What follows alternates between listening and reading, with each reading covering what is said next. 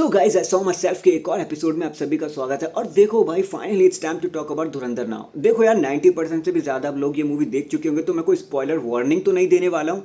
देखो यार, मेरे को पता है आप सब ये मूवी देख चुके होंगे, सब स्टोरी का दिस एंड दैट, सब ऊपर नीचे सब कुछ सब जान चुके होंगे आप। लेकिन हर बंदे का अपना अलग रिएक्शन होता है। मेरा क्या रिएक्शन है वो भी बता दूंगा। नेटफ्लिक्स के बारे में भी बताऊंगा, क्योंकि मैंने नेटफ्लिक्स वाला भी एक एडिशन देखा है।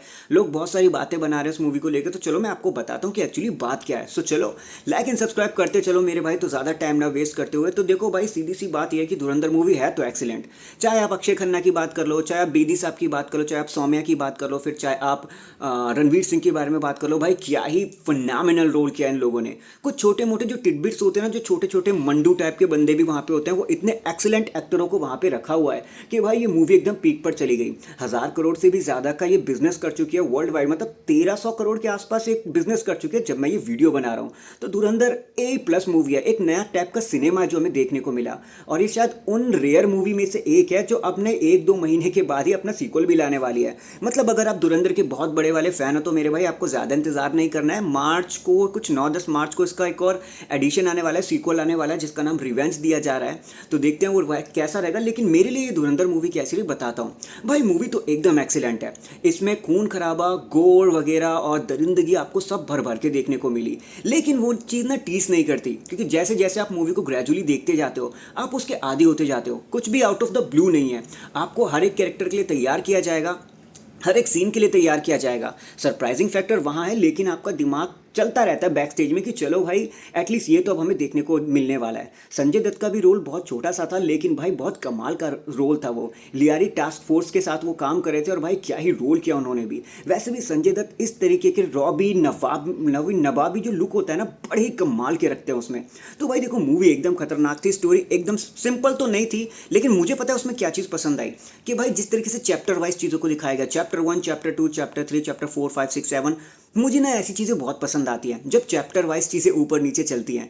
कुछ हमारे स्ट्रेंजर थिंग की भी ऐसी ही चैप्टर वाइज चीज़ें जैसे चलती हैं ना, ऐसा लग रहा था जैसे एक मूवी में हम 4-5 सीरीज़ एक साथ देख रहे हैं। मुझे तो भाई काफ़ी मज़ा आया। थिएटर एक्सपीरियंस भी एकदम कमाल का था। लेकिन भाई देखो यार, बहुत सारे लोगों का ये कहना है कि अक्षय खन्ना की फिनोमिनल परफॉर्मेंस ने, रहमान बलोच की परफॉर्मेंस ने सबको पीछे छोड़ दिया। देखो यार, आप अगर उस सॉन्ग की बात कर रहे हो भाई, तो भाई वो सॉन्ग एकदम कमाल का था। F9 ने एकदम तूफान मचा दिया। वो पर्सनली सॉन्ग मेरा भी फेवरेट था, और जैसे अक्षय खन्ना की एंट्री हुई भाई पूरा थिएटर चिल्लाने लग गया था। मैं बता रहा हूँ, अभी आप उसे नेटफ्लिक्स पे जाके देखोगे तो बार बार उसी सीन को रिप्ले करते रहोगे। अक्षय खन्ना ने क्या ही डांस किया वहाँ पे, मतलब उन्होंने बता दिया कि भाई मुझ में बहुत एक्टिंग है, देखो मेरा कमाल। अब बहुत लोगों का ये कहना है कि अक्षय खन्ना की एक्टिंग ने, मतलब रहमान बलोच ने एक तरीके से हमजा को पीछे छोड़ दिया, मतलब रणवीर सिंह को पीछे छोड़ दिया। तो भाई फिर शायद आप समझे नहीं कि इस मूवी का सार क्या है। अब देखो, सबसे पहले तो इस मूवी में आपने लास्ट में देखा कि हमजा और रहमान डकैत की काफ़ी खतरनाक लड़ाई हुई थी। तो उस लड़ाई को अंजाम देने के लिए भाई दोनों कैरेक्टर का बिल्डअप होना ज़रूरी था। और आप ये जो मूवी देख रहे थे ना, धुरंधर का पार्ट 1 जो आप देख रहे थे, वो रहमान बलोच के पर्सपेक्टिव से था कि कैसे उसने लिहारी में अपना पूरा का पूरा साम्राज्य फैलाया, कैसे वो बहुत बड़ा बन गया वहाँ पे। तो इस चीज़ के लिए रहमान को बड़ा दिखाना बहुत ज़रूरी था। उन्होंने रणवीर सिंह को ओवरशैडो नहीं किया। बल्कि आपको क्या लगता है यार, स्पाई का कैरेक्टर कैसा होता है? स्पाई शांत रहता है, हमेशा अपने चेहरे पे न्यूट्रल रहता है, ऐसा लगता है कि बस उसके चेहरे पे कोई भी एक्सप्रेशन नहीं है। क्योंकि भाई देखो यार, हमजा को कैसे भी करके रहमान बलोच के विंग्स में आना था, और उनके विंग्स में आने के लिए उन्हें शांत रहना बहुत ज़रूरी था। अगर वो स्पार्की होकर दिखाते हैं या रिबेलियन का रोल दिखाते तो बहुत पहले ही रहमान डकैत उन्हें डिटेक्ट कर चुके होते और शायद हमजा का खेल खत्म हो जाता। इसलिए उस मूवी को वैसा दिखाया गया। बल्कि अगर आपने थोड़ी देर के लिए अक्षय कुमार कह रहा हूँ, थोड़ी देर के लिए अगर आप रणवीर सिंह के कैरेक्टर को भूल गए तो आप समझ लेना रणवीर सिंह ने बहुत ही खतरनाक रोल प्ले कर दिया उसमें। क्योंकि उनका कैरेक्टर एक स्पाई का था, और एक स्पाई इतना ज़्यादा शांत रहता है। भाई स्पाई का काम है शांत रहना और दिमाग से काम लेना, और वही हमारे हमजा ने करके भी दिखाया, रणवीर सिंह ने भी करके दिखाया।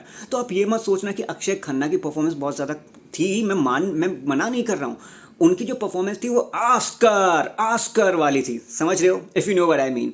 लेकिन रणवीर सिंह को जैसा रोल दिया गया था उन्होंने बिल्कुल परफेक्टली उसे प्ले किया। एक स्पाई ऐसा ही होता है। उन्होंने पहले तो रहमान बलोच के विंग्स में घुसने के लिए उनकी मदद करी, और लास्ट में उन्होंने उसका गेम बजा दिया। तो भाई इस तरीके से इस स्टोरी को इसी तरह ही बुना जा सकता था। तो मैं तो भाई सलाम ठोकता हूँ मेकर्स को कि उन्होंने इतना बड़ा स्टेप लिया। और देखो, इसके बावजूद भी बहुत सारे लोग कह रहे हैं कि ये रियल स्टोरी है। देखो, कुछ इंसिडेंट यहाँ पर नए रियल है, कुछ नाम यहाँ पे रियल हैं जैसे रहमान डकैत एंड ऑल, लेकिन जो मूवी थी वो काफ़ी फिक्शन थी। रहमान डकैत की जो एंडिंग थी वो इस तरीके से नहीं हुई थी। तो आप इस मूवी को प्रॉपर तरीके से सच्चाई मान के मत बैठ जाना, थोड़ा बहुत मिर्च मसाला तो देखो इस पर लगाया ही हुआ है। तो ये प्रॉपर सच नहीं है, चाहे तो मतलब प्रॉपर सच नहीं है, चाहे तो आप इसे जाके ढूंढ लेना, सर्च कर लेना। This is not the real way to end Rahman Dakait. वो एक अलग तरीका था। हाँ ठीक है, उसमें टास्क फोर्स इन्वॉल्व थी लेकिन किसी और तरीके से, तो वो आप वहाँ जाके देखना। बाकी मूवी एकदम बढ़िया यार, अगर आपने नहीं देखी तो what the hell are you waiting for, जाके देखो। एक और छोटा सा कंसर्न था कि लोग कह रहे थे कि भाई नेटफ्लिक्स पे आ गया है तो भाई इसको सेंसर कर दिया गया है, गालियाँ छुपा दी गई हैं, 8-10 मिनट कम कर दिए गए हैं। तो भाई दिस इज़ एब्सोल्युटली ट्रू।